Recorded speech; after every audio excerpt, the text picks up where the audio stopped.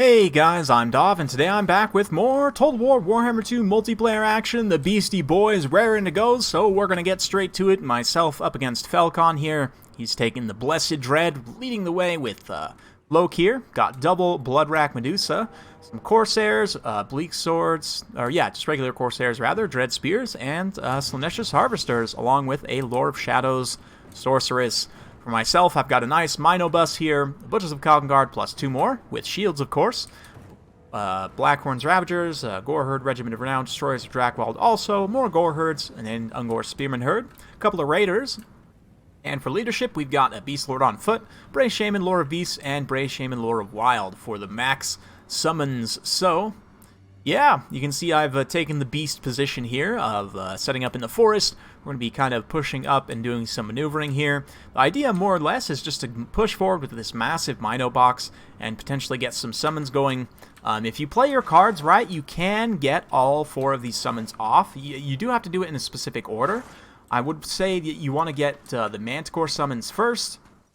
Do both the Manticore summons first, and then do the Cygor summon. I'd have to potentially do some testing. I know there may be a couple different ways that you can do this, but the idea here is that we want to use those to try and support the blob fight as much as we can, just help get massive terror out on those Minos. So you can see the Bloodrack Medusas come forward here. We start to do a little bit of skirmishing with the Ungor Raiders. They don't have much armor, so those Ungor Raiders will be able to do a little bit of damage there. Not a ton, but every little bit we can do helps, certainly. And yeah, since I have a pretty heavily rush-oriented build, I don't want to necessarily sit back and take this Bloodrack fire for too long, so you can see I am sitting back and trying not to take those hits on the Minotaurs here, but I'm going to summon up a Cygor just to start throwing some rocks into this backline area here. We'll see if this ends up being a little bit of a mistake. I don't have a ton of high-value units of infantry to throw at, but I can potentially throw at even, like, Loki himself. Meanwhile, infantry fight gets underway as the Beastmen infantry just straight up charge in, no holes barred, obviously. Going to be a pretty good time, and I believe I do pull up the second Manticore summon already just to proc that Lore of Beasts attribute, so we're going to see how that does there. Who am I actually throwing rocks at? I'm not sure. It looks like probably in this blob here, potentially, but here come the Moo squad. They're going to try and push through. There are quite a few Bleak Swords and Dread Spears here, and it looks like we didn't actually get that great of a charge, unfortunately, but a beautiful Pendulum just wrecks my Ungor Raiders there, and a very nice Soul Stealer as well, going to come down, do quite a bit of damage to this little blob squad, but we're going to pull back, try and let that terror route kind of commence and see if we can't get a little bit of better engagement here. Meanwhile, oh yeah, not sure where that Cygor is throwing exactly. I've also got some Hounds that I am not using currently as well, but Destroyers of Drakwold, getting in here, doing some good damage to that Bloodrack Medusa, the poison, plus the non-armor piercing damage. Not necessarily much of an issue, but I rush the Beast Lord in here, and I'm going to be throwing rocks right into this blob as well. But the Beast Lord here with the Apocalyptic Vision and the Horn of the First Beast up to 84 melee attack. I actually probably should have waited and cycled those one after the other rather than using them both at the same time, but we are doing a horrendous amount of damage in here. All of the Slaanesha's Harvesters and the other various units in his pocket just getting absolutely wrecked.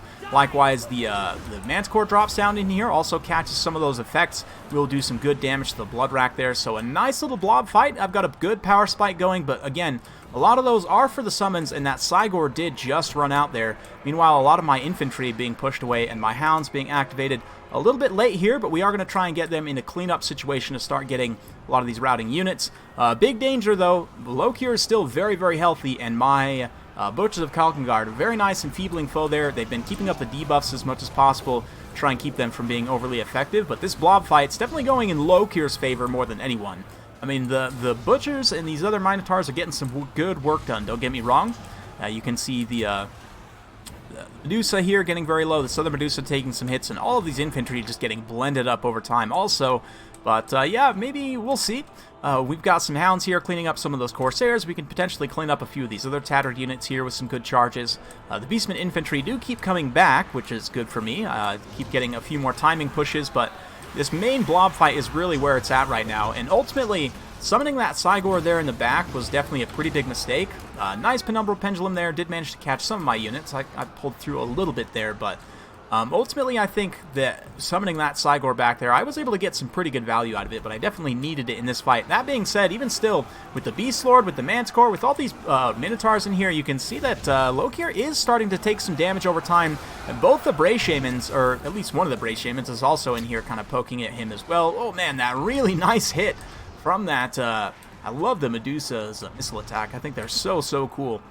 But, yeah, we've kind of lost out a little bit on the advantage I had just because Lokir's regenerating. I'm running out of steam a little bit on the Minotaurs, and my summons have run out of steam as well. But you can see that the infantry fight I'm starting to finally clean up. It's been very much a wash up until this point, kind of going back and forth, different waves, but we do manage to clean up a little bit here. Unfortunately, it looks like the Butcher's getting routed off with only one Butcher of Kalkengard left, but the Hounds are able to provide some rear charge penalties at this point. Potentially, we can clean up some of this supporting infantry here, but that blob fight has definitely gone on for a lot longer than those kind of chaotic death blob fights do.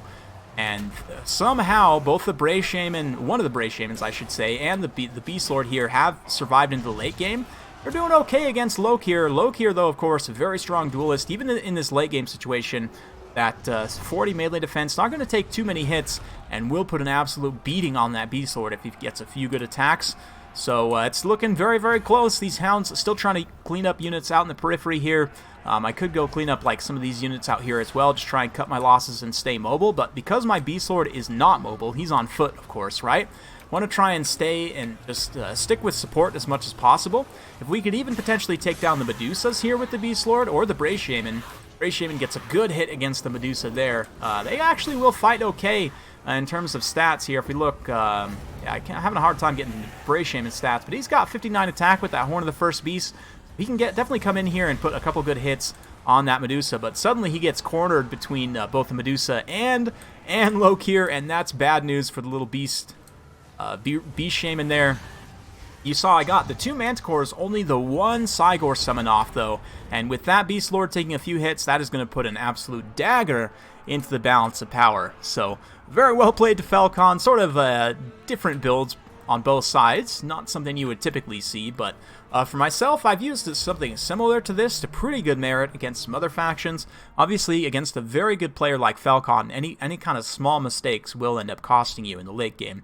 And ultimately, I think the biggest thing was, for me, just not summoning that Cygor on top of the blob. Like, I really needed him on that blob, you know, having that extra mass to pin in Lokir, to pin in the Medusas, to provide that extra terror and punch and everything. Yeah, definitely summoning it to do the ranged attack was definitely a mistake, in my opinion. Likewise, I could have probably routed those Hounds out a little bit earlier to try and pressure and clean up routing units, but ultimately, they mostly did their job of cleaning up a lot of the tattered chaff in the late game. Just that, yeah, unfortunately, my Minotaurs didn't do quite enough. Was a little bit sloppy with the infantry support there, and Falcon got some really good terror routes initially, so that most of that time, the Minotaurs were fighting without infantry support, while the Dark Elves did have infantry support, right? So, kind of a little bit of a weird engagement there, but in terms of the breakdown here, yeah, you wouldn't expect a lot of kills on these characters, but they came in, did their support deal. Decent kills all around on the infantry, but yeah, 38 and 70 here, 56 2 XP chevrons for that. Minotaurs, they did some good work. 44 and 45 here. And for Falcon, of course, the Blood Racks, you don't often see them doing this heavy of lifting, but they managed to pull out quite a few kills there. Excellent work, of course, as well with the Sorceress Lore of Shadows, and Lokir tanking out quite a bit of damage and racking up 56 kills on his own. 112 here for the Black Ark Corsairs. Corsairs are kind of an interesting pick here. They'll do okay against some of the Beastmen infantry, certainly against like the spears, but they do get out-traded some other certain situations. That being said, I think like two Corsairs might not be a terrible idea here. I don't think that Lokir is competitive necessarily, but he's also certainly not bad in this matchup. Of course, that minus leadership is pretty good for the Beastmen, having the dreaded duelist, and his other abilities, of course, do make him a pretty powerful combatant. I do like Lore of Shadows here as well. Fire is also just as good, but I mean, pretty much all of the Lores of Magic that you can take with the Dark Elves are going to work against the Beastmen. All of them are good, right? So, Lore of Beasts is one you could do also, just to provide some additional terror and some counter summons to your enemy's summons. But yeah, it's definitely interesting for that Beastman side. Again, you just need to be careful about the order of the summons and where you use them at, but that kind of summon support build with the Beast Lord on foot, I have had some success with, so let me know if you guys do end up trying it, how it works out for you. Yeah, very fun stuff. Well played to Falcon, and always a pleasure to fight him, so hopefully you guys enjoyed that as well. If you do like this sort of content, be sure to like, subscribe, hit that bell notification button, so every time I upload a new video, you'll be notified. Thank you once again for watching. Hopefully you're enjoying all the new content of the new year, and we'll see you soon with more Total War Warhammer 2.